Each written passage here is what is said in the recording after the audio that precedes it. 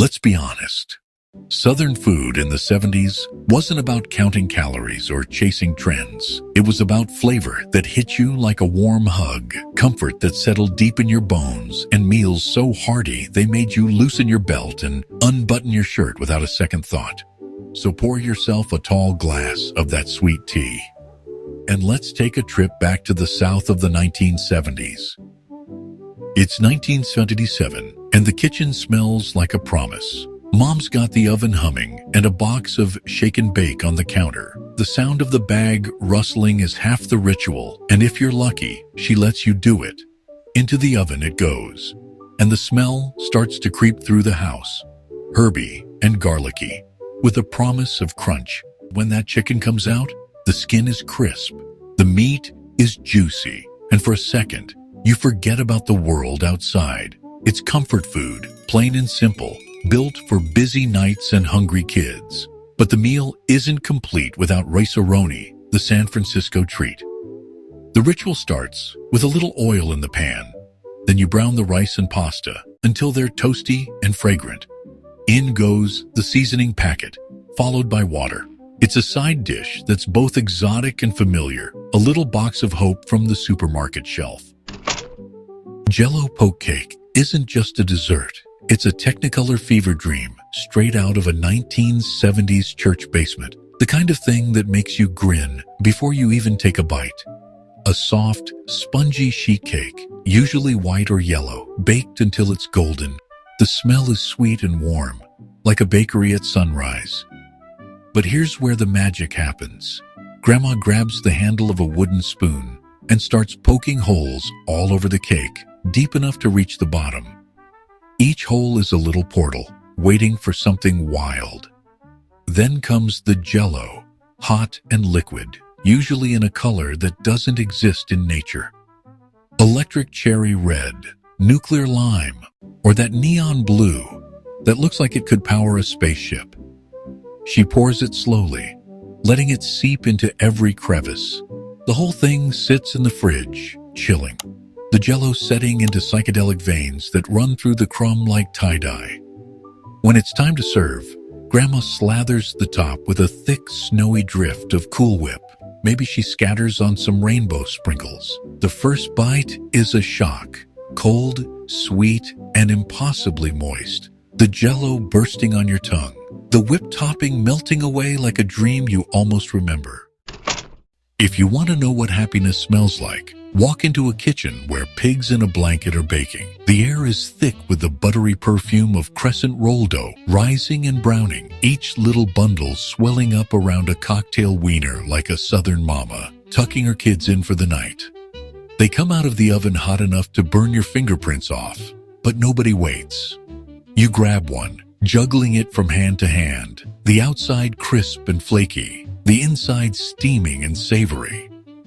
The pastry shatters just a little, giving way to the snap of the sausage, salty and rich, with a hint of smoke that lingers on your tongue. You dab on some yellow mustard, maybe a squirt of ketchup, if you're feeling wild, and suddenly you're 5 years old again, grinning with a mouthful of dough and meat. Pigs in a blanket are the first thing gone at every family reunion, the peace offering at every awkward neighborhood gathering. The midnight snack you eat over the sink when you think nobody's watching. There are never any leftovers. Just a plate of crumbs, a smear of mustard, and the memory of something small and perfect that made the world feel right for a moment. Fatback is a salty, sizzling relic from a time when nothing went to waste and flavor was king. A thick slab of pork fat, streaked with just enough meat to remind you it once had a purpose beyond pure indulgence. You lay it in a hot cast iron skillet, and it starts to dance and spit, the air filling with the kind of aroma that could bring a grown man to tears. There's a hiss, a pop, and suddenly the kitchen smells like every Sunday morning you ever loved. As it cooks, the fat renders out, turning the edges golden and crisp, the middle chewy and luscious. You fish out the pieces with a fork, careful not to burn your fingers, and lay them on a paper towel to soak up the extra grease. But who are we kidding? The grease is half the point. You bite in and it shatters. First a crunch, then a slow, salty melt that coats your tongue and makes your heart beat a little faster. Fatback isn't just for eating straight, though plenty of folks do. It's the secret handshake of Southern cooking. Toss a chunk into a pot of collard greens and watch the leaves turn silky and smoky, the broth deepening to a flavor that's part earth, part heaven. Drop it into a pot of beans, and suddenly, they taste like home. Even cornbread gets a boost when you crumble a little fatback on top. Eating fatback is a full-body experience. Your lips glisten, your fingers shine, and you're left with a salty tang that lingers long after the last bite. It's the kind of food that makes you remember your roots. You want to know what Southern Rebellion tastes like? It's not barbecue or bourbon. It's a saltine that's been through the ringer and come out spicy, oily, and mean enough to wake up your taste buds after a Sunday nap. Alabama firecrackers aren't your regular saltines. These are crackers with an attitude, the kind you keep in a big glass jar on the counter, daring anyone to take a handful. It starts simple, a sleeve of saltines stacked like dominoes in a gallon zip-top bag. Then comes the magic vegetable oil, a packet of ranch dressing mix, crushed red pepper flakes, garlic powder, maybe a little cayenne if you're feeling bold or reckless. You pour that fiery oil mixture over the crackers, zip the bag, and then you toss them ever so gently so as not to turn them into soggy dust. The oil seeps in, coating every crumb, every corner, every grain of salt. Then you wait. That's the hardest part. A few hours, maybe overnight if you've got the patience. When you finally open the bag, the aroma hits you first, garlicky, tangy. You pull out a cracker, glistening with spice, and take a bite. The heat blooms slow, then fast, spreading across your tongue and down your throat. You eat them with cold beer on a porch swing, or sneak them into movie night, or put them out at a party and watch people's eyes go wide after the first bite. They're addictive, dangerous, and impossible to stop eating. You haven't lived until you've stood in a Southern kitchen, the air thick with the scent of bacon and something green bubbling away in the oven. Warm turnip green dip with bacon isn't just a dish, it's a revelation, a Southern secret passed around at church potlucks and family reunions, usually in a battered casserole dish with a chipped corner and a story to match. It starts with the greens. Not the limp, flavorless kind you push around your plate, but fresh turnip greens, chopped rough, the bacon itself, thick cut, smoky, fried until it's almost candied, gets chopped and tossed right into the mix. You hear it sizzle, you feel the fat pop on your skin. Then comes the cheese, and not just a sprinkle, the kind of cheese that melts into rivers, mingling with the greens and bacon, turning everything into a bubbling golden mess. A little cream cheese for body. A handful of sharp cheddar for bite. Maybe a spoonful of sour cream if you're feeling reckless. The whole thing gets stirred together, heavy and decadent, then slid into the oven until it's hot enough to burn your tongue and the top is freckled with brown, crispy bits. When you pull it out, the smell hits you first, smoky, earthy, and rich, with a sharp tang from the greens and a salty punch from the bacon. You scoop it up with a cracker or a hunk of crusty bread if you're honest, and the first bite is molten, creamy, and packed with flavor. The greens are tender but still have a little bite. The bacon is chewy and crisp, and the cheese pulls away in strings that make you forget your manners. Cheese straws aren't just a snack. They're a crispy handshake at every wedding, funeral, and baby shower from Memphis to Mobile. Picture a lazy Saturday, sunlight pouring through a yellowed kitchen window, dust motes swirling in the air like tiny ghosts of parties past. Grandma's got her hair set and her apron on, and she's rolling out puff pastry with the kind of determination usually reserved for tax season. She sprinkles a blizzard of sharp cheddar. None of that bagged stuff. Maybe a pinch of cayenne. Maybe a dusting of paprika, because she likes a little heat with her hospitality. She folds, rolls, and slices the dough into long, skinny strips, twisting each one like a wrung-out dish rag and laying them on a battered baking sheet. Into the oven they go, and the kitchen starts to smell like heaven's own bakery. Hot butter, melting cheese, and that unmistakable whiff of anticipation. When they come out, you can't help yourself. You grab one while it's still almost too hot to touch, burning your fingertips and not caring. The first bite is all crunch and crumble, the pastry shattering into 1,000 flakes. There's a richness and a warmth that settles in your chest. You haven't really tasted the South until you've stood at the side of a dusty 2-lane highway, the sun beating down, cicadas screaming in the trees, and bought a dripping paper bag of boiled peanuts from a guy with a folding table and a cooler. It starts with green peanuts, still soft and raw, nothing like the roasted ones you get in a ballpark. These are dumped by the pound into a battered stock pot. Sometimes there's a fistful of Cajun spice, maybe a dried chili or two, if the vendor's feeling generous. The whole mess simmers for hours, the air thick with the earthy, briny perfume of peanuts and wet dirt. When they're finally ready, the peanuts are soft, almost creamy inside their shells, and so salty you'll need to chase them with a cold Coke or sweet tea. It's a snack for hot afternoons, lazy fishing trips, and road trips with the windows down and the radio up. Pimento cheese isn't just a spread. It's the South's answer to caviar, only a hell of a lot more fun and a whole lot less expensive. Picture a bowl, chipped on the rim, filled with a glorious mess of sharp cheddar cheese, creamy mayonnaise, and those little red flecks of sweet pimento peppers. There's a dash of onion powder, a hint of garlic, maybe a splash of hot sauce if your grandma liked to live dangerously. Some folks toss in a pinch of cayenne for a slow, sneaky burn that creeps up on you after the second or third bite. The texture is everything. Thick, a little chunky, spreadable but never runny. You drag a knife through it, and it holds its shape, proud and defiant, like a Southern belle who's had just enough bourbon to tell you what she really thinks. With the first bite, the cheddar punches you in the mouth, sharp and salty. It's rich, decadent, and a little bit addictive, like the best gossip at a family reunion. It was the glue that held Southern parties together, and the edible love letter tucked into every lunchbox. Corn dodgers are the kind of food that don't make sense until you're hungry, really hungry. They're not pretty, not delicate, but they're honest. Imagine a handful of cornmeal, a pinch of salt, maybe a splash of buttermilk or bacon grease if you're lucky. Mix it up until it's thick and gritty, then shape it into rough little logs or patties. The kind of shape you get when you're in a hurry, when your stomach's louder than your manners. Drop those cornmeal lumps into a hot skillet, already slick with bacon drippings or lard.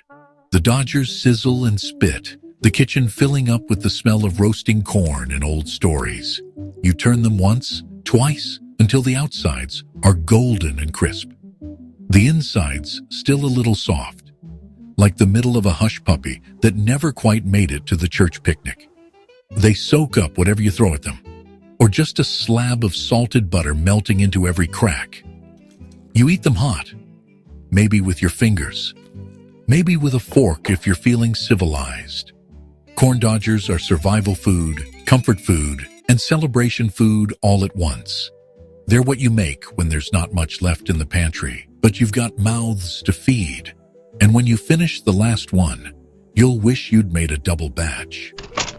If you've never had shrimp and grits, you haven't really lived. You've just been passing the time. This dish is the South on a plate. Humble, unpretentious, and so good, it'll make you forget your own name for a minute. Imagine a heavy-bottom pot on the stove, steam curling up. The grits go in first, slowly thickening with whole milk and a scandalous amount of butter.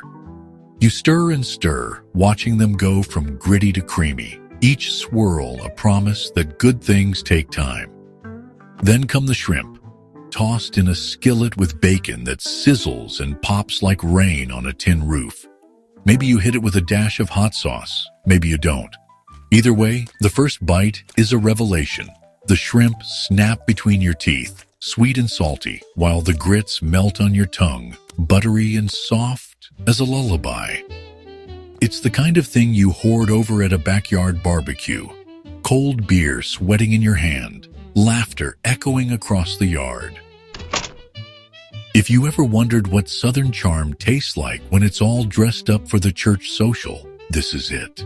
The cheddar pecan cheese ring isn't just a recipe. It's a centerpiece, a conversation starter, and a sweet and savory paradox that only the South could invent. It starts with sharp cheddar cheese, grated fresh so it's got a little bite, mixed with a generous handful of toasted pecans. There's a whisper of cayenne, just enough to tickle the back of your throat. At first bite, the cheese is sharp and salty. And then, the strawberry hits. You spread it on a crisp cracker, maybe sneak a little extra preserve. It's the kind of dish that makes you linger by the buffet, pretending to mingle while you go back for just one more bite. And if you're lucky, there's a little left over for breakfast the next day. Because in the South, nobody's above a cheese ring and preserves with their morning coffee. Not chicken pot pie, just chicken pie. There's a difference, and if you've ever tasted the real thing, you know it. This is the kind of dish that doesn't waste time with peas and carrots or any other distractions. On the stove, the chicken simmers with onions, maybe a stalk of celery, a bay leaf if she's feeling fancy. The broth goes creamy with a splash of milk or a dollop of sour cream, thickened just enough to cling to the back of a spoon. Grandma pulls the chicken apart with her fingers, no knives needed. It's that tender. Into the pie dish it goes, the meat nestled in a pool of rich, savory gravy that smells like home and hope. Then comes the crust. She lays it over the top, crimps the edges, and cuts a few little vents, just enough to let the steam escape. Into the oven it goes, and you wait, stomach rumbling, as the top turns golden and the filling bubbles up around the edges. Chicken pie isn't just food. It's a ritual, a reason to gather around the table and forget, for a little while, that the world outside isn't always as warm as the kitchen. Red beans and rice isn't just a dish, it's a ritual. It's the slow heartbeat of a Monday in the South, a tradition older than your grandma's cast iron skillet. You wake up to the sound of beans rattling in a colander, the kitchen already humid with anticipation. There's a ham hock on the counter, smoky and proud, waiting to give up its soul to the pot. The beans go in first, plump and red as a sunburn. You cover them with water, drop in the ham hock, and let the whole thing simmer low and slow. Maybe you throw in some andouille sausage if you're feeling flush, the fat sizzling and popping as it browns. Maybe a dash of hot sauce, maybe a sprinkle of cayenne, just enough to make your lips tingle and your heart race.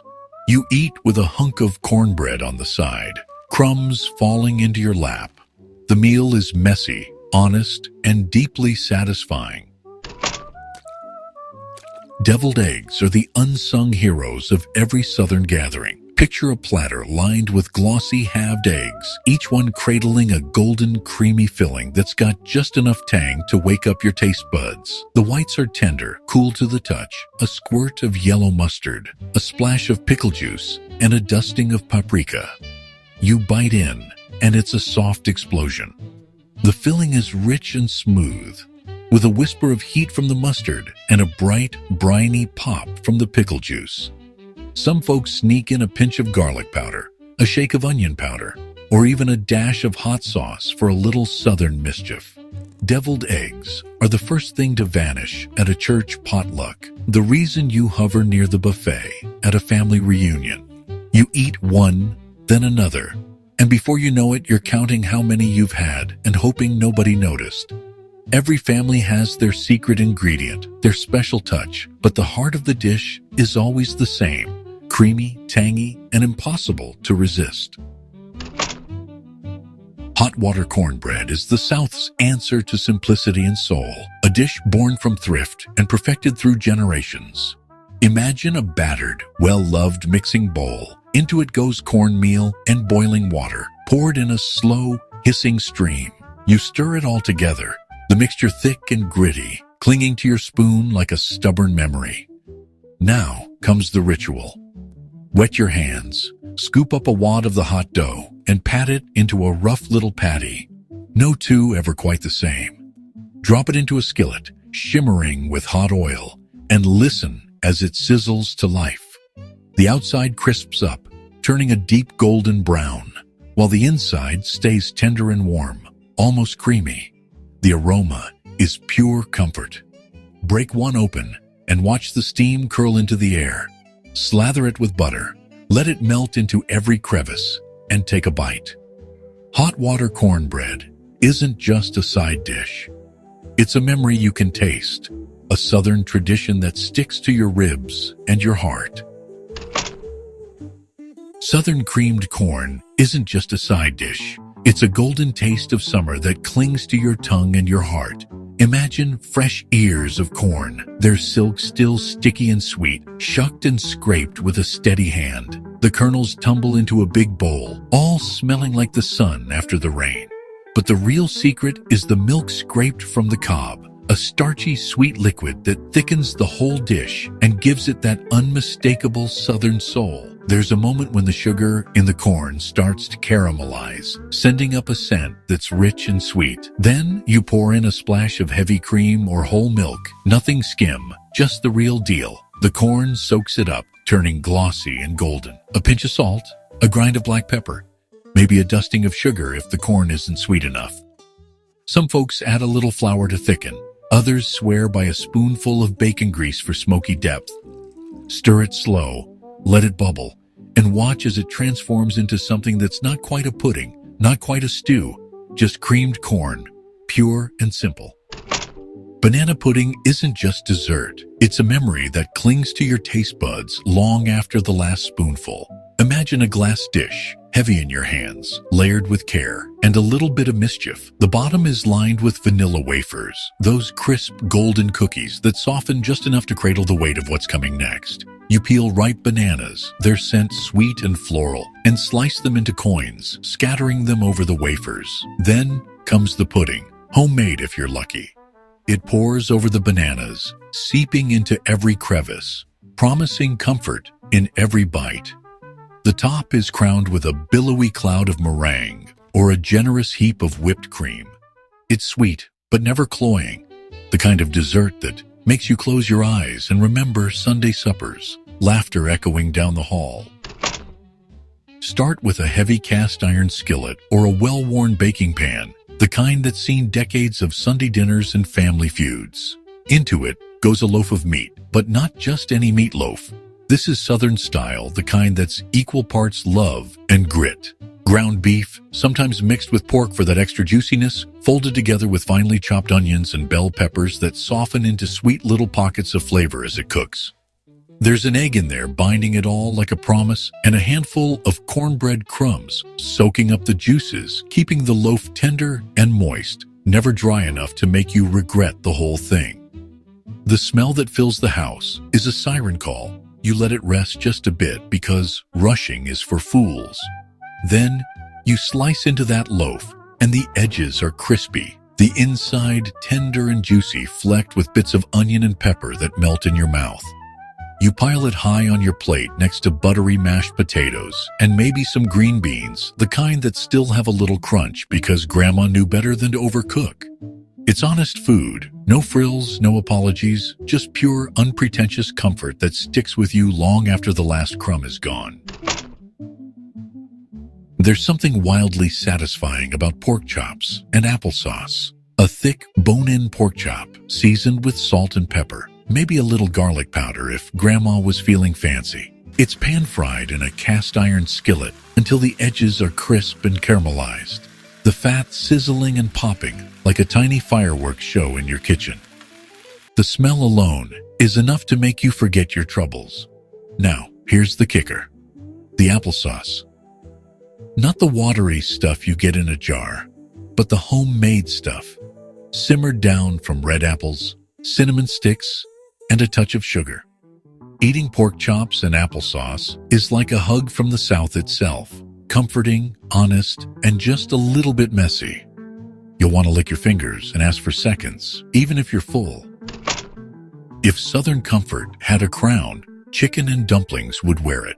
This isn't your fancy restaurant version. This is the real deal, the kind your grandma made after a long day. when the world was heavy and you needed something to make it right again. The kitchen fills with that warm, savory smell, the kind that seeps into your clothes and stays with you like a secret. When it's ready, you ladle out a bowl, steam rising in lazy curls, and the first bite is pure magic. The chicken is fall-apart tender, the broth rich and silky, and the dumplings melt in your mouth like little clouds of heaven. It's the kind of meal that makes you slow down. And if you're lucky, you'll get to taste them at least once in your life. There you have it, 21 Southern dishes from the 1970s. Some famous, some forgotten, all worth eating before you check out for good. These aren't just recipes, they're memories, stories, and a reminder that sometimes the best meals are the ones that leave a stain on your shirt and a smile on your face. If you've been drooling over these Southern classics and feeling that warm, fuzzy nostalgia, hit that subscribe button so you never miss a bite of history, flavor, and those good old-fashioned recipes that still slap.